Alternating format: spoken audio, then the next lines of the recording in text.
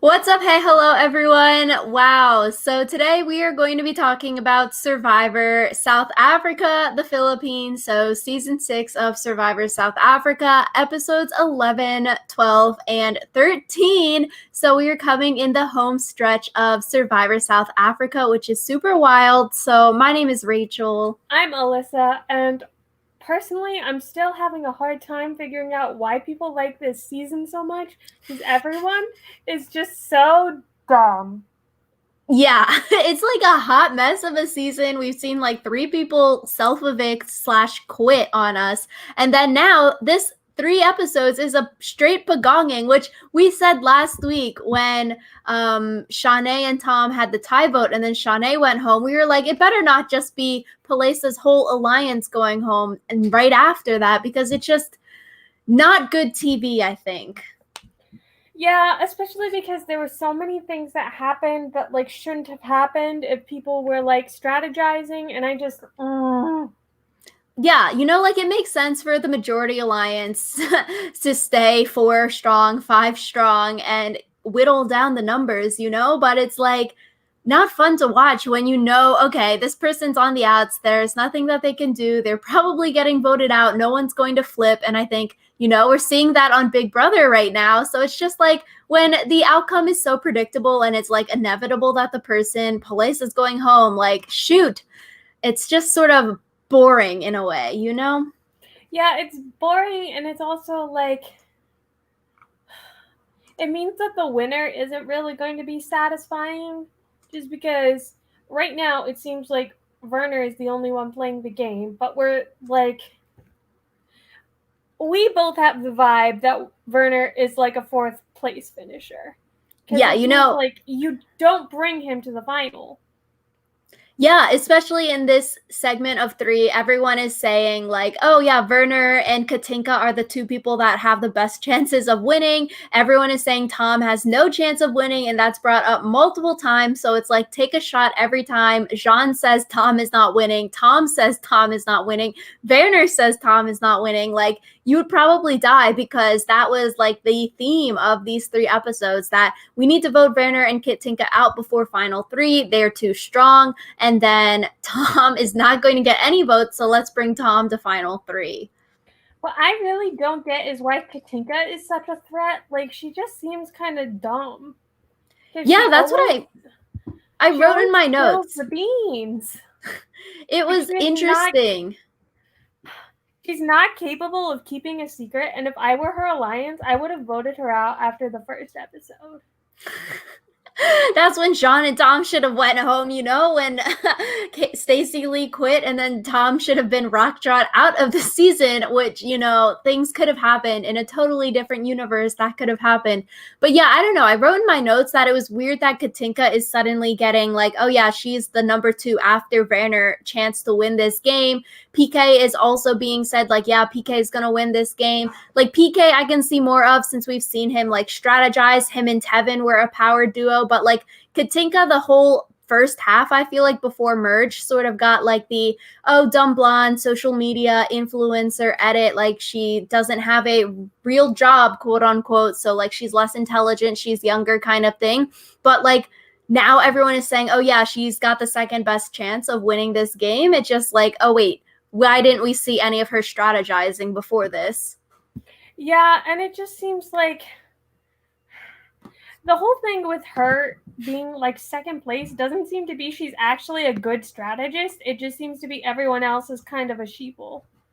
So yeah, good on Werner. He's got all of his ducks in a row. So we start episode 11 with Tony pissed off about the split vote of Shanae versus Tom happening last time. She was bamboozled. And I was like, okay, yeah, girl, go off. Like, you should be mad because your alliance, your people in Werner, your final 2 in Werner ditched you. And now Werner has this whole other crew that he's going with. Like, you have the right to be mad. And I think she should have been mad. And then, like, it's smart that Werner has all of these people that he became buddies with the tribe swaps. He has his, like, little goat army. And I was like, okay, yes, Tony, she is waking up. She's realizing Werner's not with her. But then we don't see that happen. I think the frustrating thing is like everyone was acting like Tony was crazy for being mad about this. And it's like Katinka literally told PK to use his idol. And that's the reason that Shanae went home instead of PK. And so I guess it's just like, what are you doing? Yeah, we'll see more of Tony in the next 2 episodes and like her whole downfall and like getting voted out, but it's just like, dang, I don't know. It's sort of sucky that she kept on going back to Werner's crew, even though time and time it's like 2 strikes now that they have double crossed her or they're trying to trick her, or maybe you feel that they're not as much with her, but it's also like, okay, you're on Survivor. Is Tony going to go with like the PK Palesa group who don't have the numbers, or is she going to try to cling to Werner and try to make her way back into the group? Like, yeah, okay, making your way back into the group, that's the smart thing. But when you see the writing on the wall and you're like definitely not in that group, hopefully maybe you would have made a move against that group rather than trying to reintegrate yourself into the group. Yeah, I don't know. It's one of those things where it's like, do you want to be on the bottom of 6 and get voted out as 6? Or do you want to be on the bottom of like a 3-person alliance and maybe get voted out, still 6th, but at the bottom, you know? Like, it seemed like Tony waited too long, and so she had no good options by the time she realized she was on the outs. Yeah, if she realized she was on the outs in episode 11 when Palesa could have made a move and told Palesa what was going to happen, then I think PK, Palesa, and Tony could have made a move, which we'll talk about. But I'm like, dang, that would have been prime time. You could have voted someone out from the opposing group. Yeah, but it's fine, I guess. It just kind of Pagonging. Yeah. So we go into the reward challenge. It is where you have to keep a ball spinning in a ball loop track thing on a balance beam, and you get food and you get a real bed at camp. It's down to Katinka and Palesa. Katinka is just so good at challenges. She's always in the final 2, 3, or winning challenges. And I don't know, I was annoyed with this challenge because Tom kept on like smack talking Palesa while she was still in the challenge, and it was down to like 2 people left, saying like, I don't like her, like I wish someone that I liked won, kind of stuff. I was like, can you just not and like just be quiet? And then the weirdest thing is he's doing this, and then Palesa chooses him to go with her on the reward. And I was like, what? I was like, okay, Palesa has no friends. Who is she going to pick? Tom made a smart, like a good comment saying like, oh yeah, I thought Palesa would pick Werner because Werner's the head of the snake. He would be someone good to get in with. Like, you know, picking Werner would have made a lot of sense.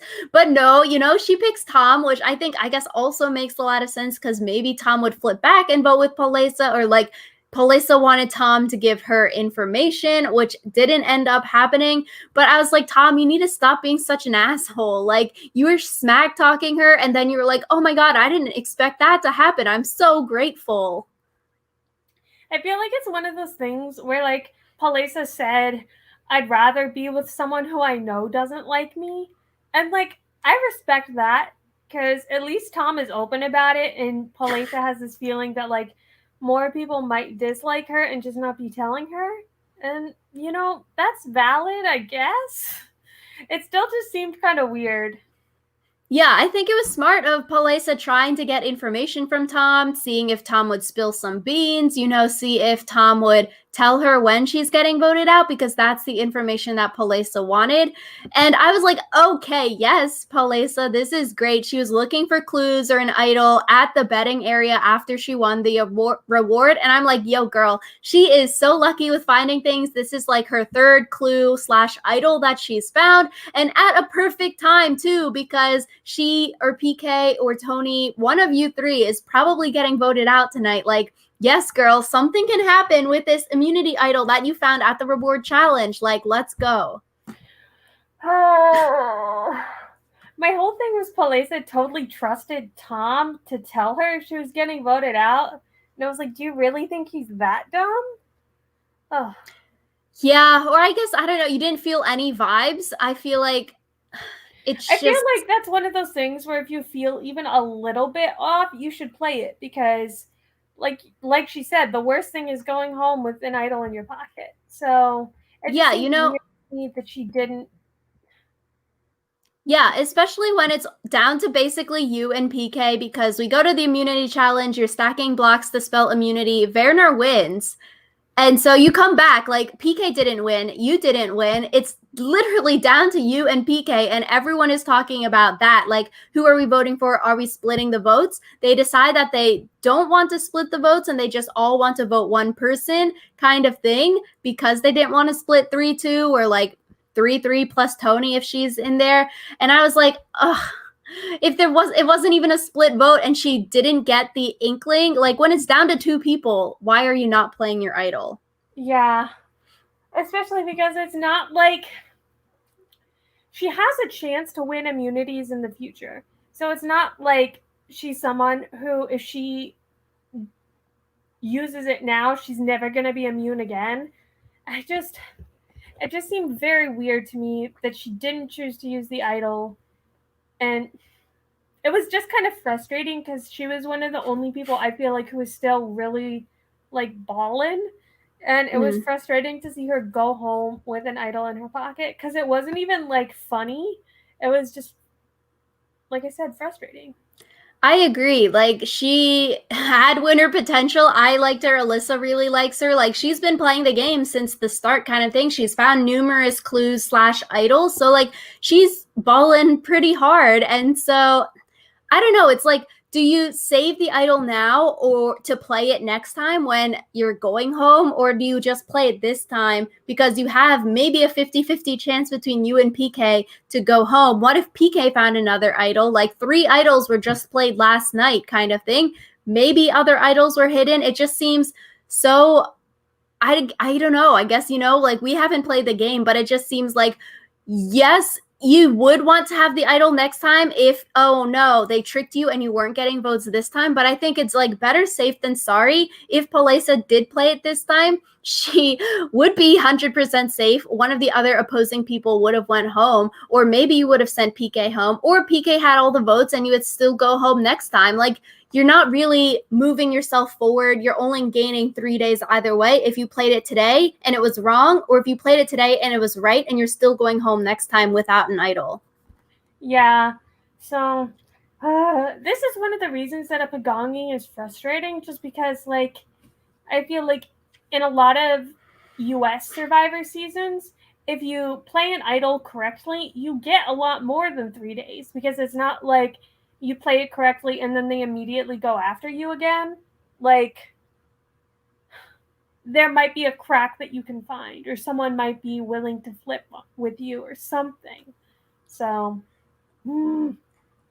Yeah, and it seemed like, if PK and Palesa and Tony at this point in the game could have come together, maybe Tony could have gave Palesa the heads up and Tony realizes that she's at the bottom of Werner's new alliance, like she's not his number 2 anymore, like you should flip and try to make something happen, then they could have voted someone off from the other side. And it's like, I don't know. Yeah, it was just frustrating to watch. Kudos to everyone else because they had some good acting at Tribal Council. Like, Tom was patting PK's back, like, sorry, dude, you're going home. People were like sad kind of thing. And it's like, dang, the miscommunication here, if those 3 could have came together, Tony could have told them, PK and Tony and Palesa could have voted together. It's like, it sucks. yeah. So that episode was just frustrating. I was also frustrated that stupid block stacking challenge is not fun to watch because it's just like someone gets really close and then it all falls apart. Someone gets really close, it all falls apart. Like, yeah, none I feel of this like episode was fun. those kinds of challenges, it's like anyone can win because it takes a lot of tries to win. So it's like even if you're out in front at the beginning, your thing is probably going to fall like 4 more times. So it's sort of like a crapshoot kind of competition, as long as you have balance. Yeah, I feel like balance and then a little bit of luck, it seems like. So. Yeah, so at Tribal Council also, we hear Tom saying again that he's not going to win a vote. People are saying, let's take him to the end. Jean spoke well at this Tribal Council, I thought. She was like, yeah, when you're in the majority alliance, we have 5 people, so maybe you need to flip at 6 or 7. And she was saying that. And then also in the next episode, we hear people be like, oh yeah, Jean is sort of sketchy. She spoke really well at Tribal Council. Maybe we need to vote her out because she can speak well at Tribal. Yeah, which I thought was kind of funny because Jean is like universally hated, I feel like. And it's like her speaking well isn't going to like change the fact that people don't like her. So yeah, so we see going into episode 12, we see Tony wants Jean, PK, and Annalise and herself, that foursome, to take control. So I was like, okay, a counter alliance is happening. Maybe something can happen this episode. We are not going to get a straight pagonging. Let's go and just, we just get our hopes up for nothing. And so Werner says it's too late for PK and Tony, like we are going to vote these 2 out. Nobody is flipping. And basically Werner says, Tony, I don't see her coming back into my game. Like she's done. I'm done with her. Like Tony is just not realizing this. She's not seeing any of it. She starts to throw PK under the bus to try to get back in the good graces of Werner. But Werner's already kicked her to the curb. Yeah, and it's kind of frustrating because everyone was kind of like they never thought whether or not Tony could come back into their game. They were just looking at Werner's game. And it's like Tony could be useful for you, even if she's not useful for Werner. Like, Yeah, and I feel like we saw that this episode and the next episode, like whenever Katinka got told something, she would go back to Werner. We see Annalise got some information. She goes back to Werner. Like everyone, good for Werner. He's created his like sheep-goat alliance of people that maybe they're not thinking ahead enough, because we see next episode, Annalise does want to make something happen, but she can't get the numbers together. And it's like, why didn't you think of that last episode or like 2 episodes ago when you still had some like people who aren't in that majority alliance who are willing to flip? Because everyone else on the totem pole, they're up there. They've got their final 3 deals. They don't want to flip anymore. But if you kept the people like the PKs and the Palesas, maybe kept Shawnee in there, you could have created some kind of counter alliance. But it's just such a shame. People are actually wanting to flip the game, but they can't because there's not enough numbers. Yeah, and I feel like it's one of those things where someone said about PK that like he only plays when he's in trouble. And I feel like that's kind of the thing that they were all doing, where when they felt safe and secure in their alliance, they never really thought about like, oh, well, at 8 or 7, like I'm going to be on the bottom. So I feel like, yeah, you need to start thinking ahead and realizing if you're on the bottom of your alliance so that you can do something while you like still can. So, yeah, like you can't bring the 5-person alliance to 5 when you're going to be in the 3-2. You're in the 2 and you're going to get picked off at like 5-4 and not make it to final 3 kind of thing. But if you realize you're in a 5-person thing, okay, 3 people are closer than I'm close with them, like maybe 6 or 7, you got to start putting some stuff together to vote them out. It just seems all of these cool things. Annalise has some plans. Tony has some plans. PK wants to flop some stuff. They just can't get it to happen because everyone's comfortable. They have their top 3 deals set. Like they've got their path to the end, and that doesn't include you anymore. Yeah. And I feel like that's the kind of thing where like Werner always seemed to like know what he wanted his path to the end to be. And people are only now starting to think about their path to the end, which is why Werner is running the game, because he's had a plan for much longer. And right now, he's more able to put pieces into place for his plan. So. Yeah, so we go into the reward and immunity challenge in this episode. It's a balance beam. You go and collect cubes, and then there's a puzzle where you're stacking the cubes the same as the puzzle. Tom wins, and so, I don't know, that reward challenge, immunity challenge felt super quick. It was like, oh, it started, and then it was over, and then Tom picks Jean to go on the reward part of the challenge, and then he could pick another person, and then he picks Werner, and I was like, Dang, that is some solid picks. You know, Tom is working his way up. Maybe he's not 5 in the 5-person alliance anymore, but, you know, because he's picking Werner and he's getting in with the big dogs, he is working his way up the totem pole, maybe kick some people out. And then he's got to send 2 people to Exile Island, and he sent Tony and Annalise to Exile. Those were smart picks, I thought, because you obviously can't send PK and Tony to Exile because there's probably an advantage idol or something there. So you keep one of them and you keep someone in your alliance at camp with the other person, and then you send one person in your alliance to Exile to keep tabs. No one can find any idols because you have someone being a watchdog at either Exile or back at camp. Yeah, and that was really smart, except for the fact that Katinka is an idiot. So this whole thing was like watching a car crash in slow motion, because the whole Tom, Jean, Werner thing ended up being like a mess, because Jean basically was like, oh yeah, Tom, you're still 5, and it's so great that you're okay with just being number 5. And then at camp, Katinka basically like told PK everything he needs to know about their alliance and was just like, here's the final 3. And then the only thing that went even remotely well was Tony and Annalise together, because they found the advantage, which was an extra vote.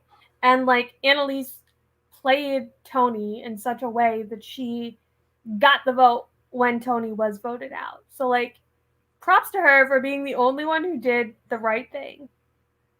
Yeah, like they find that clue, the advantage, extra vote together. And then like Tony is so excited. She's like, oh my God, we're going to use this so well. Like we're going to rock this game kind of thing. And then I don't know, I just felt like she's sort of delusional saying like, yeah, we're going to bring this back. We're going to use it for the alliance. Like we're going to do something big. But then I'm like, question mark. You know, Annalise isn't just letting you back into the alliance. Like this one day together is not going to let you back into the group, girl. Like you've been kicked out of the band. You need to realize that you've been kicked out of the band. Like come on now, it's been a few votes and they've double crossed you. Like please get it through your head that you have been kicked out of the band. Like I don't know, that part was just so frustrating. And but like good on Annalise to come up with this plan. Like, okay, Tony, if you're voted out tonight, leave the advantage in your hat at the tribal so I can keep it and I can do something good with it. You know, it's not me who's voting you out. It's everyone else who's voting you out. Like, I like you. I want to work with you. Like, good on her to not just let Tony keep it and let her walk out with it. Yeah. And I thought another thing that was interesting was they went to tribal immediately after without anyone seeing each other. And what I thought was cool was the 3 separate groups never got to reunite until tribal. And I feel like that's more interesting and maybe more fair than what US Survivor does, where someone is sent to Exile Island and maybe they're the only person who's out of the loop. And it's like everyone in the major alliance had to trust that their alliance member was still doing what they said they were going to do, just because they were all separated. So yeah, I thought that was cool too. It sort of makes you have to plan ahead. And like in this case, it was good that they already had like, okay, either PK is going home or Tony's going home. Like we have the pagonging set already. So we don't really need to like communicate a whole bunch. But I think it would have been so interesting at like Final 5 when everyone is in the same crew together. Like what would happen if they got sent without having the ability to talk and then go straight to tribal like that? Because yeah, I don't know. It was cool just to see here that everyone was on the same page without talking, but I think it would be so much more interesting if somehow at Final 5 there was just a unanimous consensus like, oh yeah, you know, we're still going to pagong these people, but like this is the next step. So I thought it was cool. We see some people trying to like catch each other's eye at tribal council, trying to give people the heads up like, oh yeah, this is who we're voting out. I just sort of sad, but I'm like, okay, Tony, this is what you deserve for not trying to flip sooner. Like, you're about to be blindsided, girl. So Tony gets voted out. yeah, she gets voted out. She leaves the hat behind. Annalise votes for PK, even though she knows Tony is the one going home. No, Annalise does vote for Tony to go home.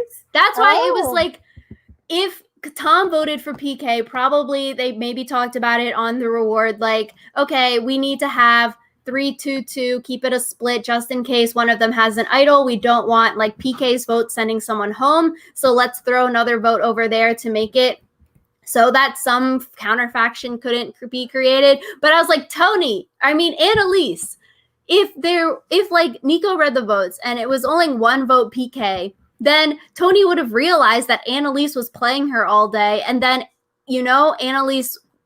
Tony wouldn't have left the hat with the advantage in it if Tony realized that she was being double crossed. So I'm like, okay, good for Annalise. Tom voted for PK, and maybe they gave each other some eyes at Tribal. Like, yeah, Tom is already voting for PK to keep it 2. If you vote for PK, then it's 3, and then PK would actually go home versus Tony not going home. So maybe they talked about it at Tribal to plan it that way, but I'm like, dang, if PK didn't get 2 votes, Tony would have not left the clue, maybe. Yeah, and that would have been a time and a half, because I feel like Annalise doesn't really need the clue. I feel like she doesn't need the extra vote, but it still would be interesting if Tony made a comment about finding the extra vote, because then that could, Yeah, I really wish Tony blew some shiz up, took the advantage home with her. Like, don't give it to these people that just backstabbed you and voted you out. Like, Annalise just voted you to go home, girl. She didn't vote for PK to go home. Like, I don't know. I just wanted Tony to get revenge on the people that she so wanted to be back in with. Like, no, these people crossed you too many times. Now you're officially kicked out of the band because you're voted out. Yeah, I just feel like if you and Annalise weren't really close friends and you didn't know that she was going to use the vote in a way that you would approve of, why leave it for her? Like, why believe that she's on your team? Yeah, you've got nothing to lose. Like, Natalie taking her jacket. Like, you're voted out. You're not voting. You're not getting voted to win the game. Like, you don't need to do any jury management. Like, take that home. Frame it on the wall. Keep it as a souvenir. Sell it on eBay. Like, I wish Tony took it.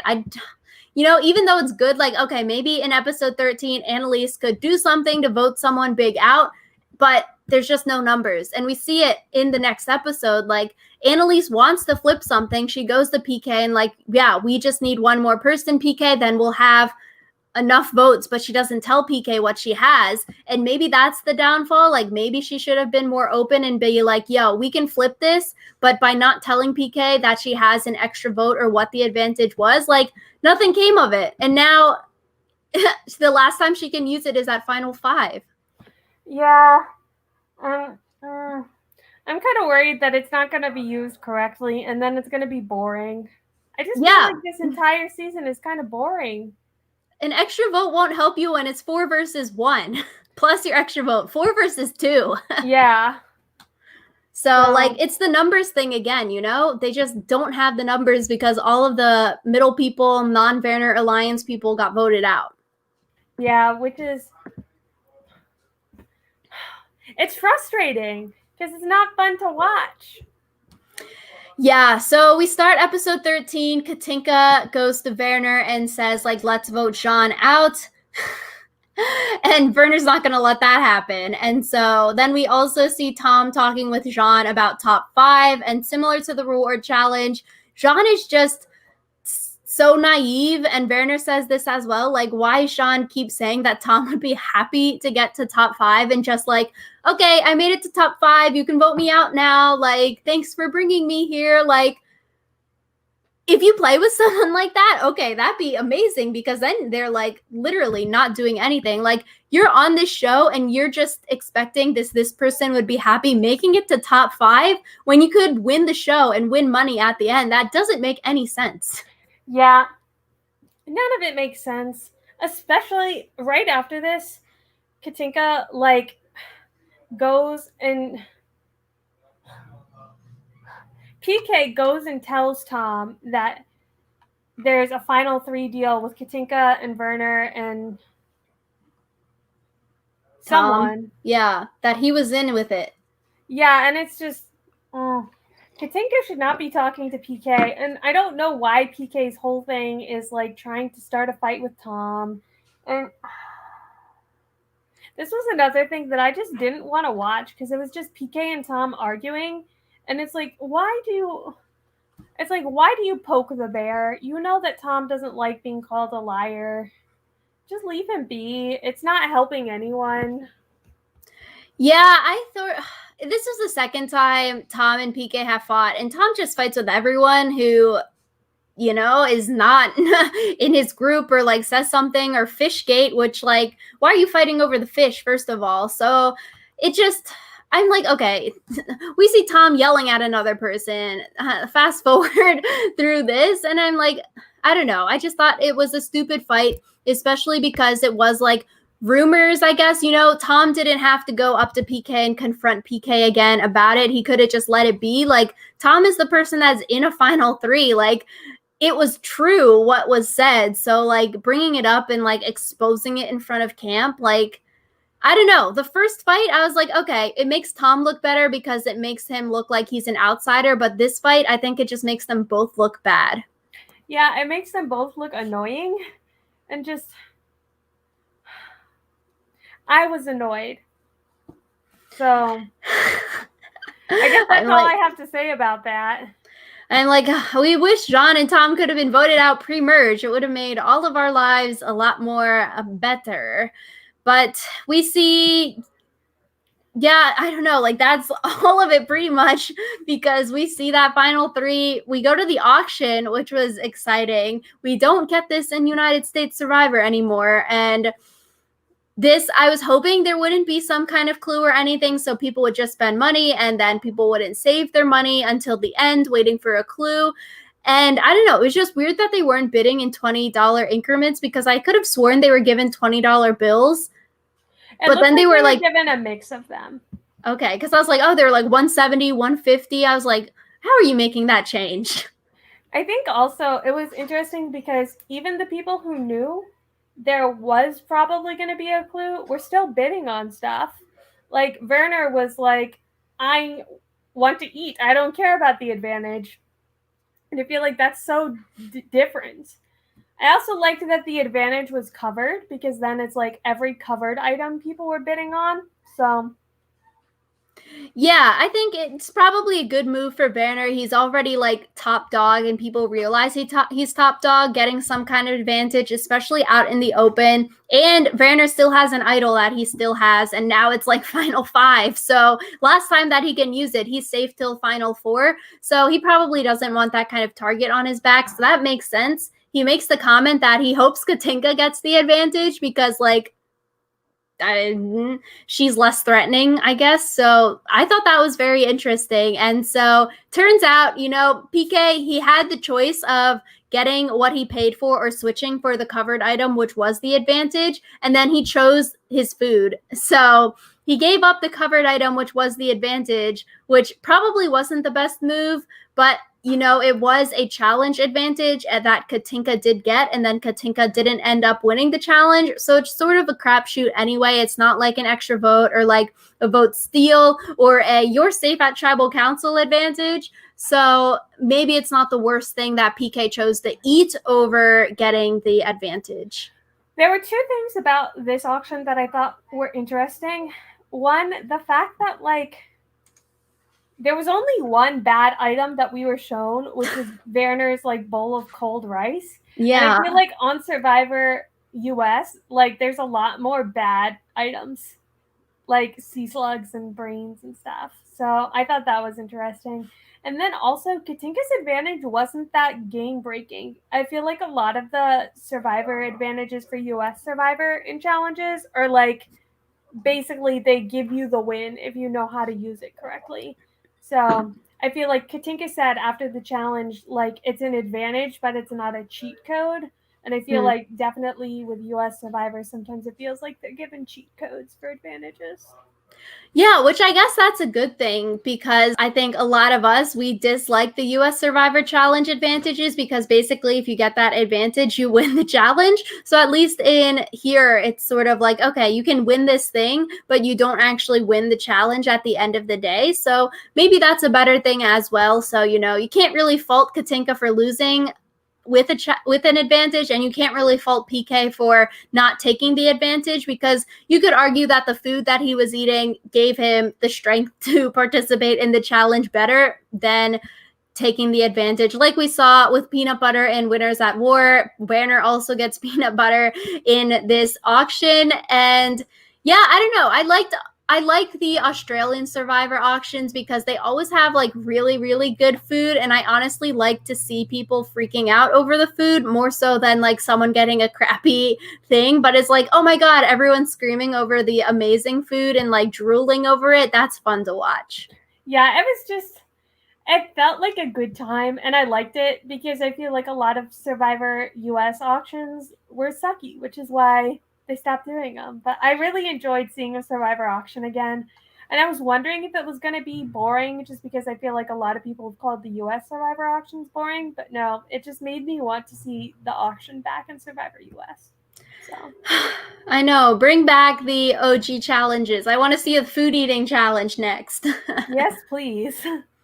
Yeah, so speaking of the immunity challenge, you catch a ball and then like you can do a puzzle while the ball is going down the pinball thing, and then if you don't catch it, you get a time deduction or like disadvantage, and then you can't work on the puzzle anymore. So Werner wins, and then I'm like, okay, are people thinking, Werner still has an idol. This is final 6. Next week he's safe at final 5, which means he's automatically at final 4. That's kind of risky, and that's why you got to get rid of the fire making challenge because at least Werner is unsafe at final 4 because it's just another straight vote. Versus if they had a fire making challenge at 4, Werner, who has 2 idols, who has 1 immunities, is now safe from 6 to 4 to 3 to final tribal council kind of thing. Yeah, which is lame. But so, I mean, you could also argue that maybe Werner doesn't use an idol at final 5 because he feels so safe or whatever. But he wants it as a souvenir. I'm like, if you have an idol at final 5 and this is the last time you can play it, like you better be playing that, unless maybe he wins immunity and then you can give the idol to someone else, or you just keep it as a souvenir. Yeah, so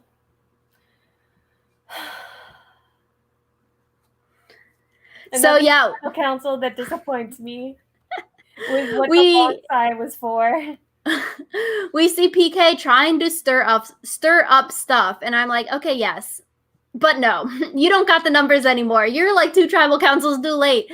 So they're all saying like we need to make a big move. No one is believing it. Everyone is just bringing all of the information back to Werner because he's the head of the dog. So you're not going to be able to get anything done. Katinka does want to flip and vote out Sean, but Werner says no. Annalise does want to flip too, and she goes to PK to talk about flipping, but she doesn't tell him that she has an extra vote. And I think maybe if she told him what the advantage was and was just like, okay, PK, we need to flip 1 more person, and B, if she was a little bit more open and trusting, maybe PK could have flipped Katinka with those 3, and they could have voted John out like Katinka wanted, because the only reason Katinka went back was because Werner said no, and they wouldn't have had the numbers to vote John out. So I'm like, okay, maybe if Annalise could have gave him more info, PK could have used that relationship with Katinka to make a group to vote someone out. Or it's also possible that PK or Katinka goes to Werner and tells him what happened, and then Annalise gets voted out. So I understand why she was hesitant, especially because PK hasn't exactly shown that he can keep his mouth shut, and neither has Katinka. So, yeah, I guess it makes sense. You don't also want all these people knowing that you have an advantage because they can blab their mouths to everyone else. But I don't know. It's like it's final 6. You can only use it now or next week, and I feel like Annalise definitely won't have the numbers next week to make a big move happen. So I don't know. It's just like, does Annalise think that she has a final 2, final 3 deal with people, because we haven't seen any of that conversation. We know that Annalise and Werner have a final 2 deal, but like Werner has final 2 deals with everyone on the dang island. So like how much is that actually worth? So I feel like from us as an outsider's point of view, we can see that Annalise isn't that high up in the totem pole. Maybe she doesn't realize that, so it makes sense that she would keep her cards close to her chest, but like the numbers are dwindling. Yeah, and so basically PK goes home. We're all so shocked. The best part about tribal council was when everyone on the jury was like face palming, like, let me leave this stupid stuff. All of my friends just got voted out. They were like, can you guys please give us something good to watch? Everyone's face was just so good because they were so annoyed about the stupid pagonging and how boring it is. Yeah, especially because like there are people who like try to make moves and then never do. And I feel like if someone was more crazy with their strategic game, I feel like that would be like an insta win from that jury. So yeah, I don't know. Like, we're in the final stretch now with the next 3 episodes. We're going to get the winner and the finale and everything. It just, I think the whole theme for these 3 episodes is that people maybe were playing scared. They weren't willing to go against the status quo. They weren't willing to make a move, which I guess makes sense. You know, you're in the majority alliance. Why are you going to screw that up to go against the pagonging? Because like you want to make it further to the end, but maybe at the last person you're about to pagong, maybe it's time to flip and use that person to do something in the game. It just seemed that people were playing scared, or people were playing too much to the status quo, that they are just fine, like Sean says, getting 5th, getting 6th, getting 7th place. yeah. So I feel like it's one of those things where we don't like the crazy advantage getting of Survivor that Survivor US has become, but we also don't like this where it's just boring pagonging Survivor. So I feel like there has to be a balance between the two. Yeah, especially everyone says season 6 Survivor South Africa is so good.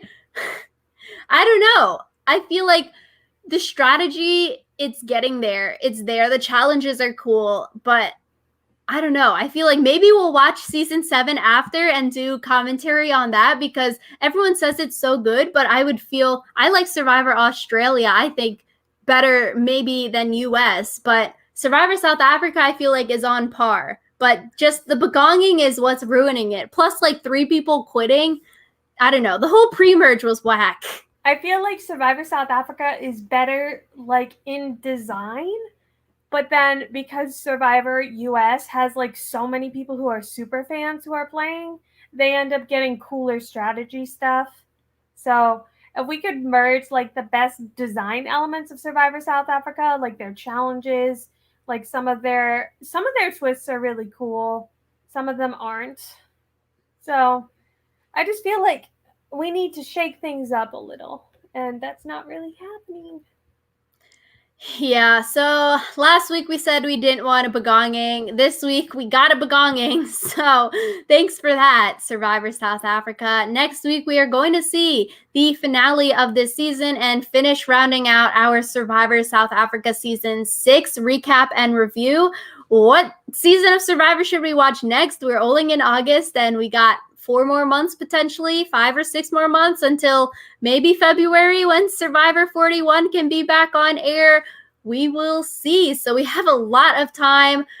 Alyssa, we should watch Survivor Australia. Rachel really wants me to watch more Survivor Australia, so maybe we'll do that. Maybe we'll do a throwback Survivor US episode. Maybe we'll do another Survivor South Africa episode. The world is our oyster, and we just want to know what you guys want to see. So let us know in the comments down below, and we'll see you next